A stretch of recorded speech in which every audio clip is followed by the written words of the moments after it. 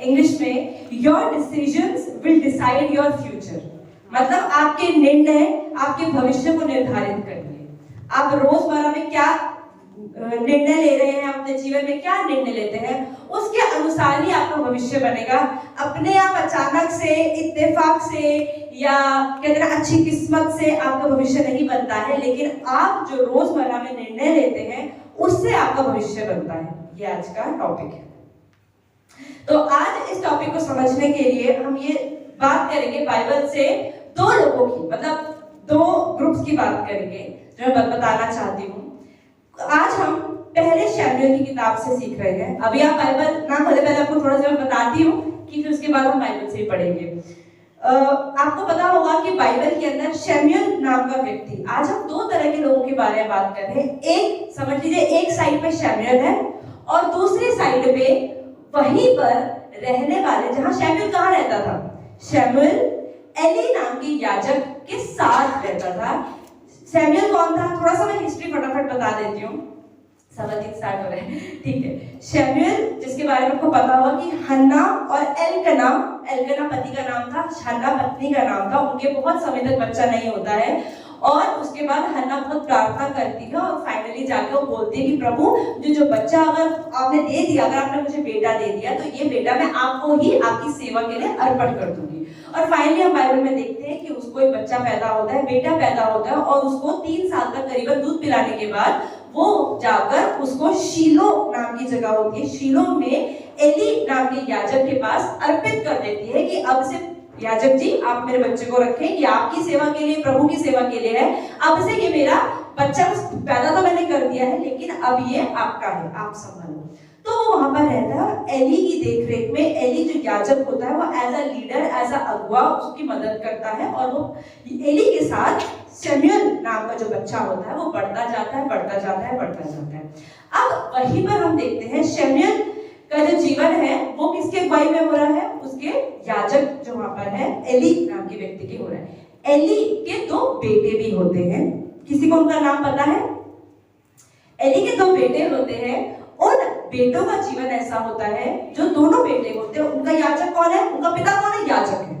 जो उस जगह शीलो नाम की जगह पर उनका पिता ही उनका याजक है, उनकी कलीसिया का, उनके मंदिर का या जो उनका भवन है परमेश्वर का भवन, वहां पर वो याजक की तरह राजक के रूप में काम कर रहा होता है। और जब वो बढ़ता है बढ़ता है बढ़ता है, अब आप ये देखिए कि उन दोनों बेटों के बारे में आइए हम खोलते हैं। पहले कितने लोगों को स्टोरी पता है शमूएल के बारे में, एली कौन था और एली के 2 बेटे कौन थे? आइए हम खोलते हैं पहला शमूएल 328, तो 328 page number, book of 1 Samuel chapter, हम खोलेंगे सीधा इसका चैप्टर खोलेंगे 2।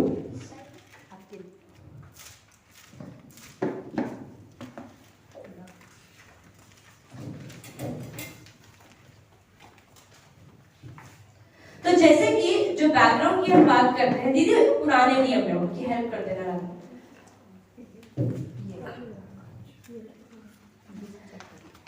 जब हम पुराने नियम में बात करते हैं कि कैसे परमेश्वर ने इजराइलियों को मिस्र से बाहर निकाला, इस बारे में आपको पता होगा, मिस्र से बाहर निकाला और वो लोग जैसे परमेश्वर की आज्ञा मानते थे फिर नहीं भी मानते थे और आगे जाते जाते उनके कुछ न्यायी ठहरे। जैसे कि हमने पहले भी बात करी है, टोटल 14 न्यायी थे, जजेस थे, जो हम न्यायियों की पुस्तक में पढ़ते हैं। न्यायियों की पुस्तक खत्म होने के बाद रुत की पुस्तक आती है, जिसके बारे में भी हमने चर्च में कई बार डिस्कस की है। रुत की पुस्तक खत्म होने के बाद परमेश्वर का जो शमूएल, पहला शमूएल जो पुस्तक आई है, उसके अंदर हम देखते हैं एली नाम का याजक जो कि 13वां न्यायी कहलाया है। 12 न्यायी न्यायियों की पुस्तक में है, 13वां न्यायी एली होता है और 14वां न्यायी शमूएल होता है। ठीक है, अब हम बात करते हैं कि कैसे परमेश्वर को बाहर निकाला। और उस समय एली नाम का याजक वहां पर कार्यभार में संभाल रहा होता है। उसके 2 बेटे होते हैं, उनका नाम होता है होफनी और फिनहास। इंग्लिश में ऐसे बताया गया, होफनी और फिनहास नाम के 2 बेटे होते हैं। जैसे कि हम 2 खोलते हैं, पहला शमूएल 2 अध्याय, एली के पुत्र शमूएल। अभी मैं आपको इन दोनों के विषय में बताऊंगी कि शमूएल के बारे में आपको काफी पता है, बट मैंने थोड़ा सा इंट्रो आपको दे दिया कि कैसे वो प्रभु की आज्ञा के अनुसार चलता है और परमेश्वर उसको इस्तेमाल भी करता है आगे जाके। आपको पता होगा कि वो याजक बनता है जो दाऊद राजा का अभिषेक करता है। उसके बाद जो दूसरे वर्ग के मींस दूसरे ग्रुप ऑफ पीपल की हम बात कर रहे हैं वो है एली के दोनों बेटे। हम उनके बारे में थोड़ा सीखेंगे, कई लोगों को उनके बारे में नहीं पता है। उसके बाद आज हम सीखेंगे इन दोनों के कंपैरिजंस कि क्या निर्णय शमूएल ने लिए और क्या निर्णय एली के दोनों बेटों ने लिए और उससे उनके जीवनों में, उनके भविष्य में, उनके फ्यूचर में क्या बदलाव आया। आज हम ये सीखने वाले हैं। तो शमूएल के बारे में जैसे हमने बताया, अब हम बात करें एली के दो पुत्रों के बारे में। एली यहाँ पे पहला शमूएल दूसरा अध्याय 12वां वचन 2:12 हम पढ़ रहे हैं। एली के पुत्र, हेडिंग हिंदी बाइबल में ऑलरेडी एली के पुत्र करके हेडिंग है। एली के पुत्र क्या थे? धर्मी थे? लुच्चे थे। यहाँ लिखा हुआ है एली के पुत्र तो लुच्चे थे। उन्होंने यहोवा को न पहचाना। याजकों की रीति लोगों के साथ यह थी कि जब कोई मनुष्य मेल बलि चढ़ाता था तब याजक का सेवक मांस पकाने के 1 नोक वाला कांटा हाथ में लिए हुए आकर उसे कड़ाही या हंडे या तसले के भीतर डालता था और जितना मांस कांटे में लग जाता था उतना याजक आप ले लेता था। ऐसा ही वे शीलो में सारे इस्राएलियों से किया करते थे जो वहां आते थे।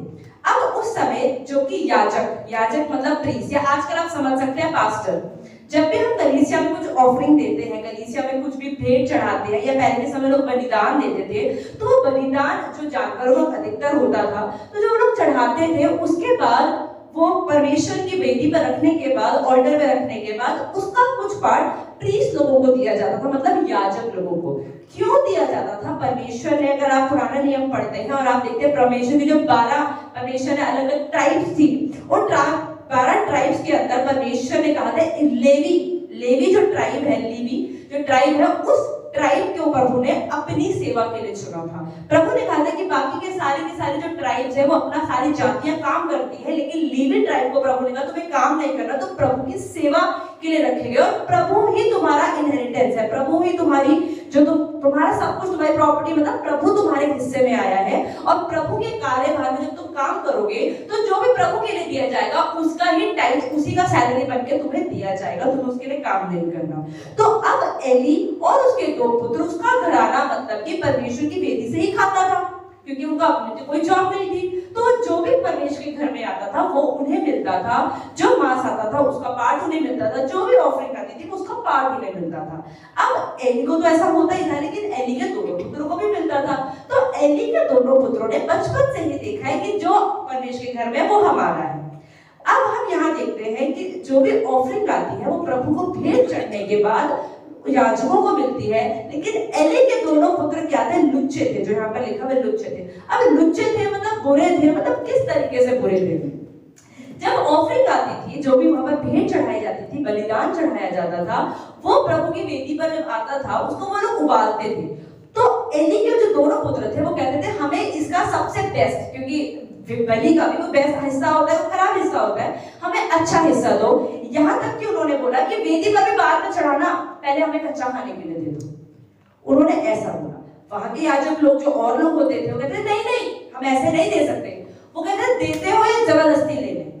वो लोग ऐसे बिहेव करते थे, मतलब कि परमेश्वर की इज्जत उनके लिए नहीं थी। यहाँ पर क्या लिखा है? उन्होंने यहोवा को नहीं जाना। सबसे जरूरी ये है कि जब हम प्रभु में आते हैं, प्रभु को जाने। सिर्फ प्रभु का नाम पता होना बहुत नहीं है। जैसे पास्टर ने कई बार हमें बताया, किसी व्यक्ति को सिर्फ नाम पता होना और उसको जानने में फर्क होता है। आपको पता है परमेश्वर है, यीशु मसीह है, लेकिन अगर आपका यीशु मसीह का आपने बात नहीं करी और प्रभु ने आपसे बात नहीं करी, आपने उनके बारे में जानकारी नहीं जानी, आपने उनको व्यक्तिगत रूप से एक्सपीरियंस नहीं करा, तो आपने उस व्यक्ति को जाना नहीं। तो ऐसे यहाँ पर इन दोनों पुत्रों के बारे में लिखा है। पहली लाइन 12 वचन में हमने पढ़ा, वो लुच्चे थे, उन्होंने यहोवा को ना पहचाना। वो समझते थे प्रभु कुछ नहीं है, हम सिर्फ वेदी पे जाते हैं, वहां पर खाने को मिलता है। मतलब उनकी सोच क्या होगी कि जो परमेश्वर की जगह है रात डालने, वहाँ खाने को मिलता है, जो लोग लाते हैं ना हमें खाने को मिलता है, हमारे पापा को भी मिलता है, हमें भी खाने को मिलता है। ये उनकी सोच थी। इसलिए उनके लिए इंपॉर्टेंट क्या था? खाना। उनका इंपॉर्टेंट इसीलिए यहाँ पर हम लिखते हैं कि उन्होंने परमेश्वर को पहचाना ही नहीं। उन्हें ये नहीं पता कि हमें प्रभु ने सारी जातियों में से हमारे घर आने को चुना है, कि हम प्रभु की सेवा के लिए इकट्ठे हुए। हमें प्रभु की सेवा हम सब कर सकते हैं, लेकिन प्रभु ने कलीसिया में कुछ ही अगुओं को चुना होता है, और ये प्रभु का एक बहुत बड़ा अनुग्रह है, एक इज्जत उनको दी जाती है। लेकिन यहाँ पर हम क्या देखते हैं, उन्होंने परमेश्वर को नहीं पहचाना, और इसलिए परमेश्वर की आई हुई चीजों की भी उन्होंने वैल्यू नहीं समझी, उसकी इज्जत नहीं समझी, और वो क्या करते थे, उस ऑफरिंग को जबरदस्ती खींचते थे, जबरदस्ती लेते थे। ये उनकी पहली गलती थी। देखो यहाँ पे आप वचन पढ़ रहे हैं, 15वां वचन एक बार पढ़ते हैं, आपको समझ आ जाएगा। और चर्बी जलाने से पहले भी याजक का सेवक आकर मेल बलि चढ़ाने वालों से कहता था, भूनने के लिए याजक को मांस दे, वह तुझसे पका हुआ नहीं कच्चा ही मांस लेगा। उसके बेटे क्या करते थे, नौकरों को भेजते थे, कच्चा दे दे, जैसा है दे दे। आगे 16, और जब कोई उससे कहता निश्चित चर्बी अभी जलाई जाएगी, तब जितना तेरा जी चाहे उतना ले लेना, तब वह कहता था नहीं अभी दे, नहीं तो मैं छीन लूंगा। तो उसका बिहेवियर कैसा था, वो परमेश्वर के घर में जबरदस्ती कर रहा था, उसको सब कुछ अपना अपना यहाँ पर देखते हैं हम। और सिर्फ उनका ये गलती नहीं थी, अगर हम आगे पढ़ेंगे उनकी गलती क्या थी। जब हम कलीसिया में होते हैं, कलीसिया में बहुत सारे लड़के भी होते हैं, लड़कियां भी होती है, जो परमेश्वर के लिए काम करते हैं, वॉलंटियर के रूप में काम करते हैं, अलग अलग रूप में, जो हमारे भाई हमारी बहनें होती है। बाइबल में ऐसा लिखा हुआ है कि वो लोग कलीसिया की बहनों के साथ भी व्यभिचार करते थे, बुरा काम करते थे, उन्हें छेड़ते थे, गलत काम करते थे। तो उनके लिए परमेश्वर की जो जगह है वो एक पवित्र जगह नहीं थी। उनके लिए बचपन से, अगर हम इसके जीवन को देखते हैं, उन दोनों के जीवनों को, और हम देखते हैं कि उन्हें कलीसिया की वैल्यू नहीं थी, इज्जत नहीं थी। एक जगह मैंने सुना कि अगर हमारा बच्चा हमारे घर में कुछ गलती करता है तो हम उसको समझाना चाहिए, बेटा ये गलत है, ऐसे मत करो। लेकिन अगर हमारा बच्चा कलीसिया में कुछ गलत करता है तो उसे डांटना चाहिए, उसे प्यार से नहीं समझाना चाहिए, उसे डांटना चाहिए, ताकि वो समझे कि ये बात हल्की नहीं है। तो हमने क्या देखा, शमूएल व्यक्ति के बारे में देखा कि शमूएल ने कैसे प्रभु ने उसको इस्तेमाल किया, और एली की देखरेख के अंदर शमूएल बढ़ता गया, और वो प्रभु का भय रख के प्रभु के कार्य में चलता गया। अपने माता पिता को छोड़ के वो एली की देखरेख में पला। दूसरा जो हम कंपैरिजन देख रहे हैं, एली के दोनों पुत्रों का देख रहे हैं कि वो ऑलरेडी एली के बच्चे थे, वो ऑलरेडी उसके घर में पैदा हुए थे, वो ऑलरेडी उसकी देखरेख में थे, पर फिर भी उसके बच्चों में प्रभु का भय नहीं था, प्रभु की कलीसिया का भय नहीं था, कोई डर नहीं था, और सबसे बड़ी चीज प्रभु की इज्जत नहीं थी। जब हम किसी की इज्जत करते हैं तभी उसका भय भी हमारे अंदर आता है। जैसे कि हम बड़ों की इज्जत करते हैं तो उनका भय भी आता है, हम कुछ गलत बोलते हैं तो हम रुक जाते हैं, और वो जो भय होता है वो बुरा भय नहीं होता, वो अच्छा भय होता है। इसी प्रकार से परमेश्वर की इज्जत और प्रभु का भय साथ में आता है। सिर्फ भय है, इज्जत नहीं है, ऐसा नहीं होता है। भय भी होता है और इज्जत भी होती है। लेकिन एली के दोनों पुत्र जो होफ्नी और फिनहास थे, उनके अंदर परमेश्वर का भय नहीं था, और इसीलिए प्रभु की इज्जत नहीं थी। और हम ये देखते हैं कि कमी कहाँ रही, एली की ओर से रही, क्योंकि हम आगे जाके देखते हैं कि एली को प्रभु बात करता है। हम यहाँ पे देखते हैं 22वां वचन 2:22, एली और उसके पुत्र। एली तो अति बूढ़ा हो गया था, और उसने सुना कि उसके पुत्र सारे इजराइल में कैसा कैसा व्यवहार करते हैं, वरन मिलाप वाले तंबू के द्वार पर सेवा करने वाली स्त्रियों के साथ कुकर्म भी करते हैं। हम उनका दूसरा पाप हमने क्या देखा, पहला है मेल बलि और ऑफरिंग के साथ वो छेड़छाड़ करते थे, जबरदस्ती छीनते थे, और दूसरा कुकर हम देखते कि वहां की लड़कियों के साथ व्यभिचार का गलत काम करते थे। अब जब उसके पिता को ये बातें पता लगती है, और आसपास के लोग बताते हैं एक दिन आके कि एली को कि देखो आपके बेटे तो ऐसा काम कर रहे हैं, एली कुछ करते क्यों नहीं। वो कहते ओ अच्छा, चलो मैं जाके अपने बेटों को ना समझाता हूँ। वो घर जाता है, कहाँ पर भी वो जाता है, अपने बेटों कहता है अरे तुमने क्या कर दिया, ये तो गलत है, ऐसा मत करो, ये बहुत ही बुरा होता है, परमेश्वर के घर के अंदर इज्जत से रहो। वो अपने बच्चों को समझाता है, वो अपने बच्चों को डांटता नहीं है। जब हम बाइबल में बात करते हैं, बाइबल में अनुशासन के बारे में बात करिए। बाइबल में लिखा है, परमेश्वर ने कहा है कि जिनको परमेश्वर प्रेम करता है उन्हें क्या करता है, डांट भी लगाता है, परमेश्वर को डंडा भी लगाता है। तो बाइबल में क्यों लिखा है ये चीज, जिनसे अगर मान लो मुझे इससे प्रेम नहीं है तो जहां मर्जी जाओ, कुछ भी खाओ, कुछ भी पियो। अब बच्चा जो होता है या जो भी आपके नीचे है, वो हमेशा अपनी मनमानी करने की करता है। अगर आप पता होगा घर में जो भी बच्चे होते हैं, वो मुझे मुझ में ही सही हो, मैं ही करूंगा, मैं करूंगा। अगर वो बच्चा आपके अनुसार नहीं चलता है तो क्या करना पड़ता है? डांटना पड़ता है, कभी कभी मारना भी पड़ता है। और बाइबल तो मारने को मना भी नहीं करती। अगर आपके बच्चे गलत करते हैं तो बाइबल में लिखा कि रॉड उठाओ और मारो। अगर आपका बच्चा गलत करता है उसके बाद उसे रॉड नहीं लगाते तो क्या है? हम गलत है, बाइबल उसको गलत कहती है। तो यहाँ पर हम देखते हैं कि एली अपने बच्चों को समझाता है, लेकिन परमेश्वर क्या कहता है? परमेश्वर की हर चीज को हमें सीरियसली लेना चाहिए, परमेश्वर की हर बात को सीरियसली लेना चाहिए। यही हम देखते हैं कि हन्ना ने बच्चा पैदा होने से पहले परमेश्वर से कहा, एक वादा किया, एक वाचा बांधी कि प्रभु ये बच्चा होगा तो मैं आपको दे दूंगी। बच्चा पैदा होने के बाद शायद वो ना चाहती, उसकी इच्छा होती तो अरे अब तो हो गया, कोई बात नहीं, घर रह के ही प्रभु का दास बना दूंगी, भेजने की क्या जरूरत है। लेकिन उसने परमेश्वर की वाचा को सीरियसली लिया, गंभीरता से लिया नहीं। और तब तक उसके एक ही बच्चा था। बाद में बाइबल बताती है उसके 3 बेटे और 2 बेटियां और हुई, लेकिन शुरुआत में उसके सिर्फ एक ही था। लेकिन उसने परमेश्वर से वाचा बांधी कि प्रभु ये सिर्फ कि मेरा बच्चा नहीं हो रहा, इस चीज का टैग, इस चीज का जो नाम है ना, ये मेरे अंदर से हटा दे, मेरी इज्जत में से हटा दे, कि मेरी समाज में इज्जत हो जाए, उसके बाद प्रभु मुझे और कुछ नहीं। लेकिन उसने बात को प्रभु की सीरियसली लिया। लेकिन हम यहाँ देखते हैं कि एली ने अपने बच्चों को जो अनुशासन सीरियसली नहीं सिखाया। इसीलिए हम देखते हैं कि जब उसके पापा ने समझाया भी तो एली के बच्चों का कोई बिहेवियर में कोई चेंज नहीं आया। जो वो गलत कर रहे थे करते रहे, पश्चाताप नहीं किया। और इसलिए परमेश्वर को फिर फाइनली एक्शन लेना पड़ा, परमेश्वर को आगे बढ़ना पड़ा। आगे हम देखते हैं यहाँ पर, ये बहुत सुंदर है, यहाँ पर 27वां वचन हम पढ़ते हैं। अभी देखो ये सब पूरा हो रहा है, मतलब एली के पुत्र गलत कर रहे हैं, लेकिन 26वें वचन में क्या लिखा है?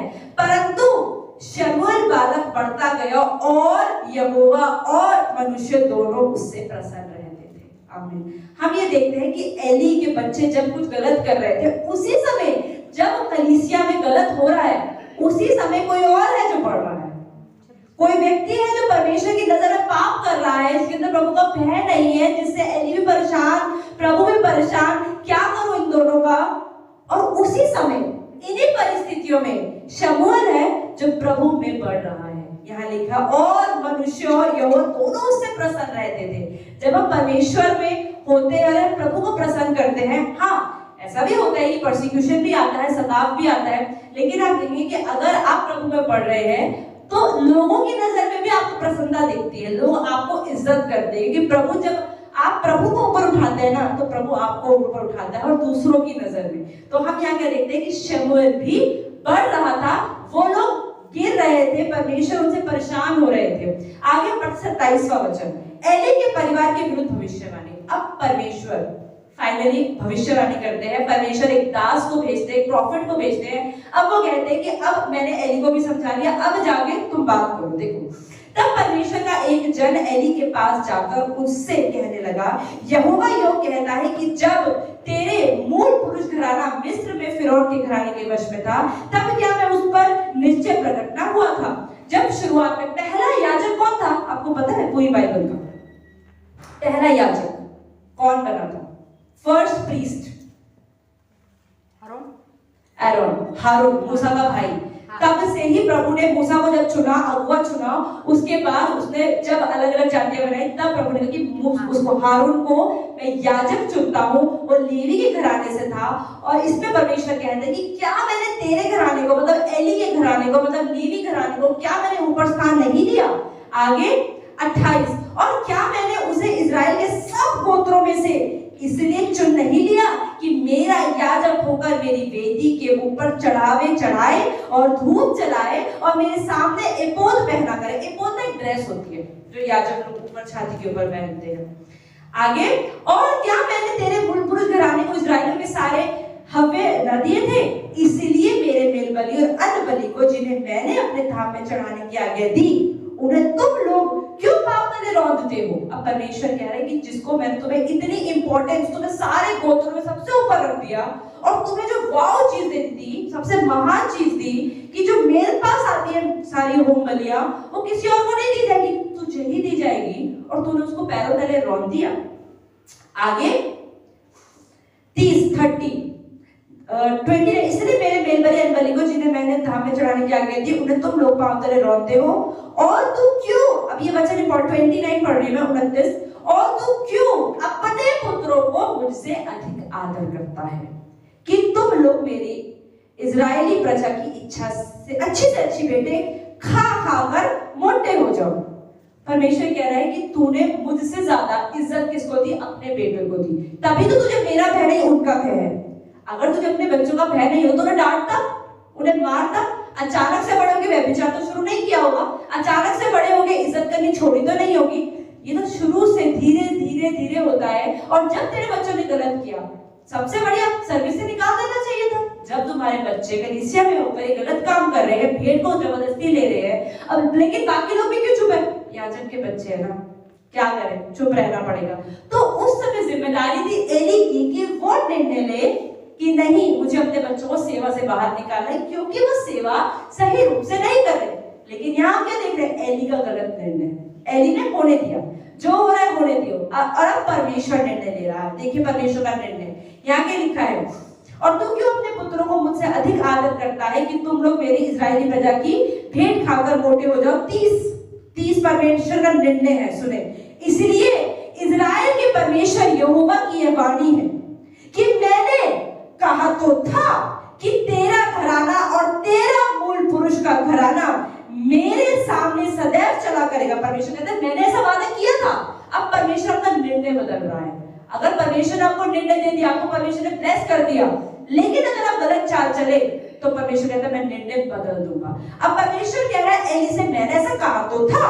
देखिए परमेश्वर कह रहा है मैंने ऐसा कहा तो था कि तेरे मूल पुरुष घराना मेरे सामने सदैव चला करेगा।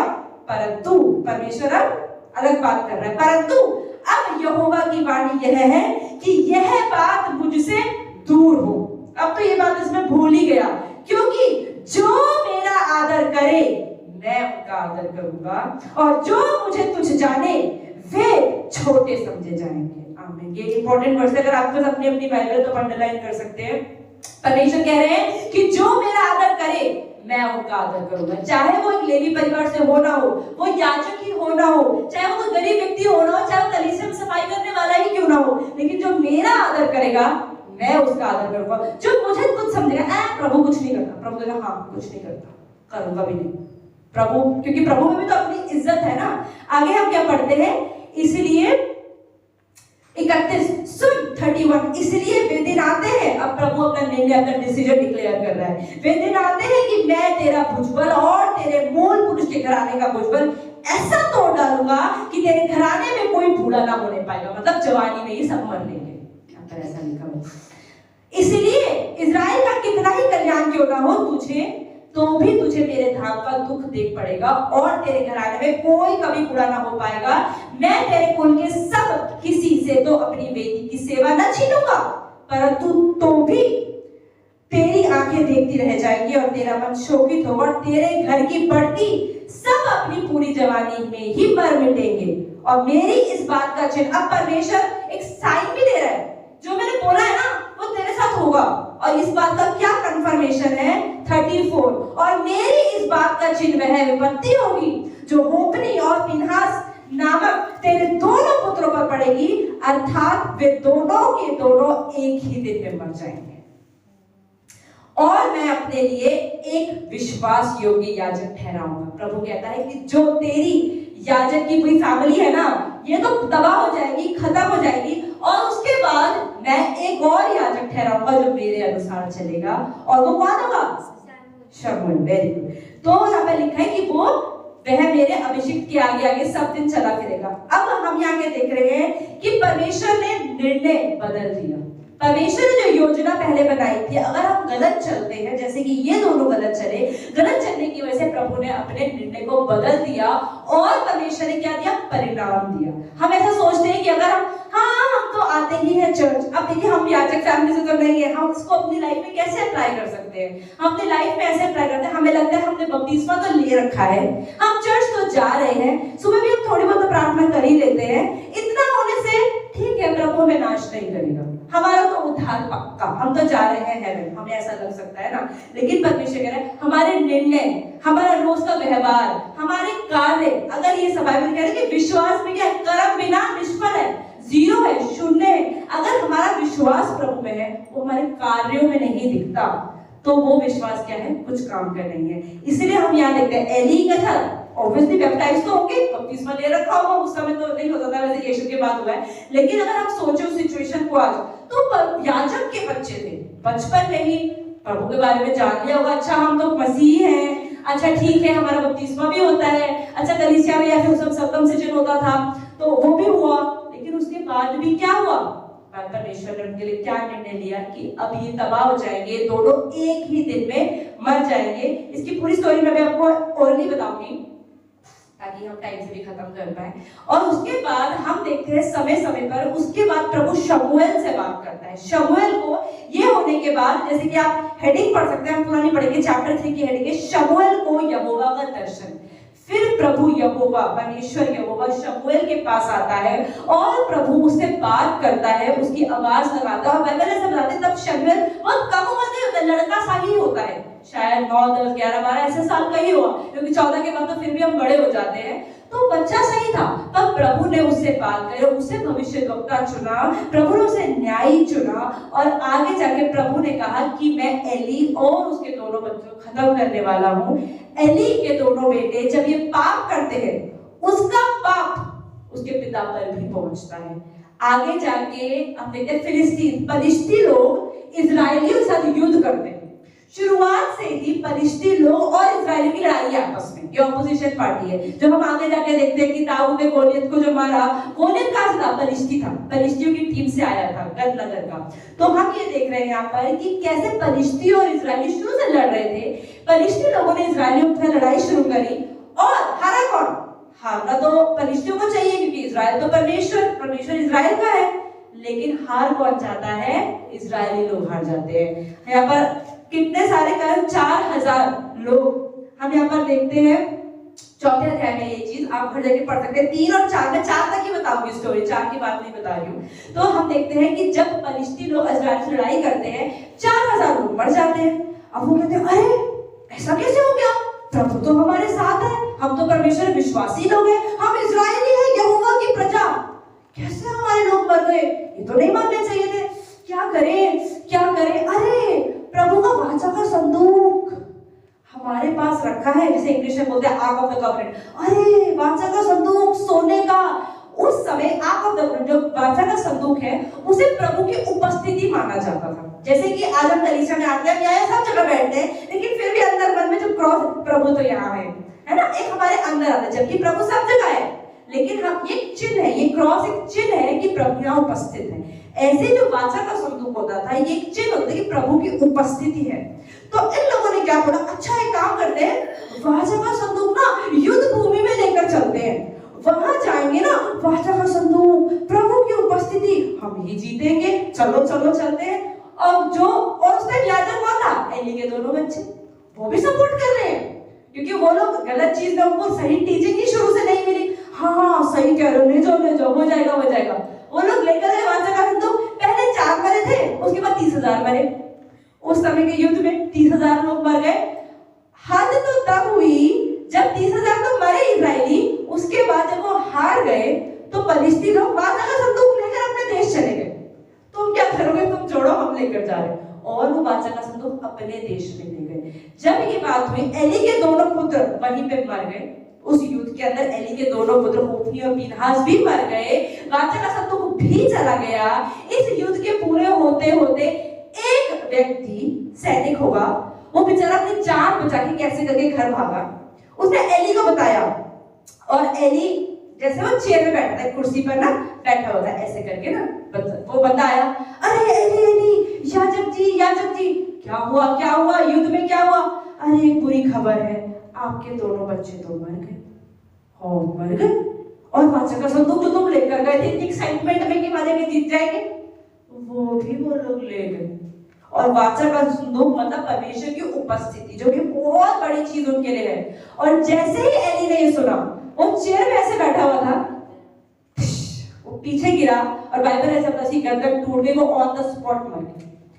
अब हम यहाँ पर क्या देख रहे हैं कि एली के दोनों बच्चों का जो पाप था, परमेश्वर ने उसकी पनिशमेंट, उसकी सजा दोनों को ही नहीं दी, उसके पिता को दी, प्लस 4000 प्लस 30,000, 34,000 इजरायली भी मरे। और उसके बाद में हम देखते हैं वाचा का संदूक जब वहां चला गया, वहां पर बहुत कुछ हुआ और वाचा का संदूक आने में बहुत टाइम लगा। जब आपको याद होगा कि दाऊद के टाइम पे वाचा का संदूक वापस आता है, और जब दाऊद नाचता है कि वाचा का संदूक वापस आ गया और उसकी बीवी देख के आ रही कैसे नाच रहा है, याद है स्टोरी? तो तब होता है। हम यहाँ पर क्या देख रहे हैं, दो तरह के वर्गों के बारे में हमने बात कर रहे हैं कि ये जो स्टोरी आज हम सीख रहे हैं, हमने सीखी शमूएल एक तरफ है और दूसरी तरफ एली के दोनों बच्चे। दोनों के चरित्रों में, दोनों के निर्णय, जो आज हम निर्णयों के बारे में बात कर रहे हैं, दोनों के निर्णय कितने अलग थे। अगर आज हम जो मैंने कंपैरिजन, जो मैंने दोनों में डिफरेंस, अंतर लिखा है, वो अगर आप नोट्स पर लिखना चाहे तो लिख सकते हैं। मैंने जो लिखा है मैं आपको बताती हूँ। एक तरफ शमूएल और एक तरफ होप्नी और पीनहास। शमूएल के जीवन में, शमूएल का कोई प्रीस्टली बैकग्राउंड नहीं था। उसकी मम्मी हन्ना, एल्कना कोई याजक नहीं थे, और दूसरी तरफ होप्नी और पीनहास के याजक थे, और उसके बाद भी दोनों के निर्णय अलग। हन्ना का निर्णय अलग कि शुरू से ही प्रभु का भय। शुरू में बच्चा जब 3 साल का होगा, उसने भी कहा होगा नहीं मम्मा मुझे नहीं जाना। कभी कभी अरे मम्मा घर का कंफर्ट अच्छा है, घर का सोफा अच्छा है, घर में दूध पीने मिलता है, पराठे खाने मिलते हैं, एली तो नहीं देता है, यहाँ तो आराम भी नहीं है, खाट पे सुला देते हैं, वहां पे तो मुझे बहुत मजे हैं। लेकिन उसकी माँ का निर्णय इतना पक्का था कि आज शमूएल भविष्यद्वक्ता, इतना बड़ा पहला शमूएल, दूसरा शमूएल, और उसके अभिषेक पाने से दाऊद अभिषेक पाया। और दूसरी तरफ हम एली के बच्चों को देखते हैं, शुरुआत से ही उसके पिता के निर्णय इतने ज्यादा ढीले ढाले थे। हम ये नहीं कहते कि उसने बच्चों को परमेश्वर का वचन बताया नहीं होगा, पर गंभीरता से नहीं बताया होगा। परमेश्वर के वचन की इंपॉर्टेंस नहीं सिखाई, परमेश्वर की उपस्थिति के बारे में ज्ञान नहीं दिया, जिसकी वजह से उनका अंत क्या हुआ। और शमूएल का अंत हम देखते हैं आगे जाके, इतना महान उनका अंत होता है। आगे हम देखते हैं शमूएल का क्या अंत, दूसरा अंतर। शमूएल सर्व्ड फेथफुली, होप्नी और पीनहास सर्व्ड देयर फ्लेश। शमूएल ने क्या करा, प्रभु की सेवा करी। हर समय उसने परमेश्वर के लिए बलिदान भी चढ़ाया। शमूएल, शाऊल राजा के समय में भी वो रहा, दाऊद राजा के समय में भी वो रहा। और कैसे हम देखते हैं शमूएल ने प्रभु की सेवा करी, और हर समय हमें बाइबल में पढ़ते हैं प्रभु का भय रखा, इसीलिए प्रभु ने उससे बात करी। लेकिन होप्नी और पीनहास ने करा, अपनी देह की सेवा करी। खाने को चाहिए ले लो कलीसिया में से, लड़कियां पसंद है अरे कलीसिया की लड़कियां ले लो, उसने अपनी देह की सेवा करी। तीसरा डिफरेंस ये है, शमूएल ने प्रभु की इज्जत करी और एली की भी इज्जत करी। जब वो सो रहा होता है उसको एक आवाज आती है, शमूएल भागो भागो, याजक याजक आपने मुझे बुलाया। तो उसने कैसे बोला, अगर हमें किसी की इज्जत, अरे बुला रहा होगा यार, छोड़ यार, उठाए क्या टेंशन है ना। लेकिन उसने एक, फिर दूसरी बार आवाज आई, फिर याजक याजक आपने मुझे बुलाया, नहीं जाके सो जाओ, मैंने नहीं बुलाया, ठीक। फिर तीसरा, शमूएल याजक याजक आपने मुझे बुलाया। इसका मतलब उसके अंदर प्रभु की, उसका एली की क्या थी, इज्जत थी। जिसकी इज्जत नहीं होगी उसके पास जाएगा नहीं। तो उसमें कहते हैं एली की भी इज्जत करी और प्रभु की भी इज्जत करी। और दूसरी जगह होप्नी और पीनहास ने ना अपने पिता की इज्जत करी, ना उन्होंने प्रभु की इज्जत करी। फोर्थ डिफरेंस ये है, शमूएल में क्योंकि वो प्रभु की सेवा कर रहा था, उसकी रेप्यूटेशन, उसकी इज्जत, उसकी लोगों में वाह हुई शमूएल की। और एली की बच्चों की क्या हुई, कंप्लेंट्स जाती थी उसके पापा के पास कि देखो आपके बच्चे दोनों क्या कर रहे हैं। और उसकी वजह से एली का घराना भी मरा, और आगे जाके हम देखते हैं कि इजराइलियों में कितने 34,000 लोग आगे जाके भी मरे। शमूएल के अंदर प्रभु का भय था, होप्नी और पीनहास में प्रभु का भय बिल्कुल भी नहीं था, इसलिए वो खुलेआम गलत काम कर लेते थे। शमूएल की मां ने प्रभु को प्रथम स्थान दिया, एली ने पहला स्थान अपने बच्चों को दिया। जब हम देखते कि वो परमेश्वर क्या बोलते हैं एली से कि तू क्यों अपने बच्चों से ज्यादा प्राथमिकता देता है, मुझे कम प्राथमिकता देता है। मतलब कि एली ने पहले स्थान में बच्चे रखे, उसके बाद प्रभु को रखा। और शमूएल की मम्मी ने पहले किसको रखा, प्रभु को रखा। उसके बाद शमूएल, कोई बात नहीं, तुझे घर में कंफर्ट मिलता है, आराम मिलता है, कोई नहीं, तुझे बिना आराम के भी एली के साथ रहना है, क्योंकि मैंने वाचा बांधी है, मैंने प्रभु से वादा किया है, मैं इसको तोड़ नहीं सकती। उसने ऐसी ये चीज रखी। आगे शमूएल से प्रभु ने 3 बार बात करी, पहले बुलाया, दूसरा बार, तीसरा, चौथी बार में 2 बार बुलाया, शमूएल शमूएल। पर हम बाइबल में कहीं नहीं पढ़ती होप्नी और पीनहास से प्रभु ने एक बार भी बात करी, जबकि वो याजक के बच्चे थे, घर में हर समय परमेश्वर का वचन चलता होगा, भजन चलता होगा, लेकिन उससे प्रभु ने कभी बात नहीं करी। आगे शमूएल के लिए प्रभु ने इंतजार भी किया। जब पहली बार उसने प्रभु को आवाज को नहीं पहचाना, प्रभु ने दूसरी बार बुलाया, दूसरी बार भी नहीं पहचाना, तीसरी बार बुलाया, तीसरी बार भी नहीं पहचाना, तब एली ने बोला कि जा, ये प्रभु की आवाज है। तब परमेश्वर मतलब इंतजार कर रहा था, अरे सुने, अरे बाप रे भाग जाता मैं आवाज लगा रहा हूँ, भाग जाता मैं आवाज लगा रहा हूँ, अरे मैं लगा रहा हूँ आवाज। प्रभु ने इंतजार करा। और यहाँ पर हम क्या देखते हैं कि एली के बच्चों के लिए इंतजार नहीं बल्कि जजमेंट, न्याय देने के लिए प्रभु कह रहा जल्दी मरो, तुम दोनों जल्दी मरोगे और तुम एक दिन मरोगे, अलग अलग दिन नहीं मरोगे, एक ही दिन मरोगे।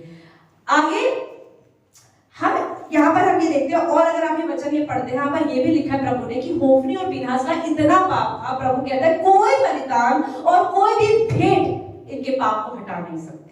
प्रभु ने शुरुआत से ही उनको मौका दिया था, उसके पिता के द्वारा भी मौका दिया, लेकिन उन लोगों ने नहीं सुधरा। मतलब परमेश्वर ने पश्चाताप का समय तो दिया, लेकिन हमारे जीवन में पश्चाताप का एक समय होता है। अगर वो समय भी क्रॉस हो जाए तो परमेश्वर को निर्णय लेना पड़ता है और उसके परिणाम में भुगतने पड़ते हैं। जरूरी अगर मैं सोचूं नहीं अभी तो मैं 34 साल की, कोई नहीं 60 साल में पश्चाताप कर लूंगी, तब प्रभु को जान लूंगी, अभी तो मैं जो कर रही हूँ मैं कर सकती हूँ, क्या पता मेरे जीवन में वो 60 साल आए कि ना आए, उससे पहले भी तो कुछ हो सकता है ना। यहाँ पर तो परमेश्वर कहते हैं कि कोई भी भेंट और कोई भी चढ़ावा, कोई भी होम बलि इनके पाप को ढांप नहीं सकती। इसीलिए परमेश्वर ने क्या कहा कि इनकी भेंट और इनका चढ़ावा कुछ प्रभु ने एक्सेप्ट नहीं किया। आपको लगता है जो लोग गलत काम कर रहे होंगे वो प्रभु को भेंट चढ़ाते अगर होंगे, क्योंकि वो याजक के बच्चे थे, चढ़ाते होंगे, तो क्या प्रभु उनकी भेंट को अपनाता होगा? नहीं अपनाता होगा। लेकिन हम शमूएल के जीवन से देखते हैं कि अगर आपको वो कहानी याद है कि जब शाऊल राजा को फटाफट भेंट चढ़ानी होती है, शमूएल कहता है, पता है आपको, शमूएल एक हफ्ते के लिए गया होता है, वो कहता है मैं 7 दिन में वापस आऊंगा, तब तक मेरी वेट करना। तो शाऊल राजा जल्दीबाजी में भेंट चढ़ा देता है और प्रभु उसकी भेंट को खुश नहीं होता। और शमूएल क्या बोलता है, जब हम वो वचन पढ़ते हैं कि obedience is better than sacrifice, कि जब मैं तुझे कहा था कि मैं एक हफ्ते में वापस आऊंगा, तुझे इंतजार करना चाहिए था, लेकिन तूने जल्दी सोचने नहीं, प्रभु को ऑफरिंग चढ़ा के हम लड़ाई करने जाएंगे। प्रभु इस चीज से प्रसन्न नहीं होता, प्रभु बात मानने से प्रसन्न होता है। बाइबल में इफ यू लव मी ओबे माय कमांडमेंट्स, प्रभु इससे खुश होता है कि हम प्रभु की बात माने। ये नहीं अरे आज तो मैंने ऑफरिंग ना रोज तो 50 डालती हूँ, आज तो 100 डाली, आज तो पाप कर सकती हूँ, कभी-कभी ये प्रभु इस सोच को सपोर्ट नहीं करता है। तो परमेश्वर कहते हैं कि उनकी कोई भी ऑफरिंग और कोई भी सैक्रिफाइस उनके पाप को ढांप नहीं सकती। लेकिन शमूएल ने परमेश्वर का भय रखा, भय रख के प्रभु का भय हम कैसे दिखाते हैं? परमेश्वर की इज्जत करके दिखाते हैं। परमेश्वर से प्रेम करना हम कैसे दिखाते हैं? प्रभु की आज्ञाओं को मानने के द्वारा दिखाते हैं। और जब हम प्रभु की आज्ञाओं को मानते हैं तो प्रभु पर हर छोटी चीज, चाहे हमारा मुंह से धन्यवाद है, प्रभु उसको भी एक्सेप्ट करते हैं। और अगर हम प्रभु के अनुसार नहीं चल रहे, हम 1 लाख का चढ़ावा भी चढ़ा देंगे, प्रभु उसको एक्सेप्ट नहीं करते हैं।